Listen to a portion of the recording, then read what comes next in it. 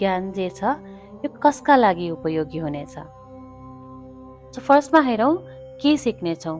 What, तत्व विवेक प्रकारम। प्रकारम भनेको विधि, मेथोडोलोजी। के को त तत्व विवेक। तत्व भनेको सत्य हामीले हेर्यौँ। विवेक भनेको छुट्याउन सक्ने क्षमता, इन्क्वायरी गर्न सक्ने क्षमता। हामी सत्य असत्य छुट्याउन किन सक्छौँ, कसरी सक्छौँ? हाम्रो विवेक युज गरेर। हामीसँग विवेक छ जुन अरू प्राणीमा छैन, मान्छेमा छ होइन। तत्व विवेकको विधि। So what are we going to study here? The methodologies to inquire into the nature of the truth. सेकेन्डमा किन पढ्दैछौँ? Why are we going to study this?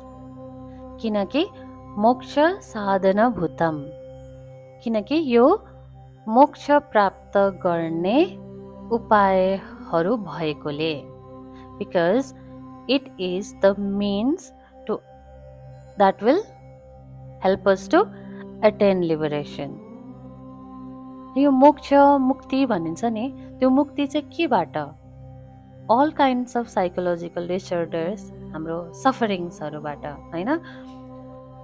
हाम्रो मनोवैज्ञानिक अवस्था भनौँ, यसलाई के भनौँ, दुःखबाट मुक्ति। अब थर्डमा आउँछ कसका लागि यो ज्ञान कसका लागि उपयोगी छ। For whom is this teaching meant for होइन। यसमा चाहिँ साधना चतुष्टय अधिकार सम्पन्न अधिकारिणा। अधिकारिणा को चाहिँ यो ग्रन्थको अधिकारी हुन्छन् त?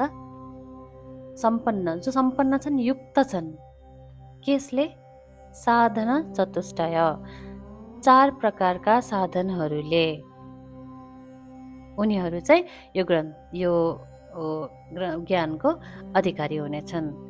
अब नेक्स्ट एज अ रिडर हाम्रो स्वाभाविक क्वेसन के आउँछ त?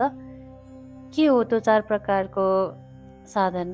साधन चतुष्टय भनेको त्यो भनेको के हो होइन। अब नेक्स्टमा चाहिँ यही क्वेसन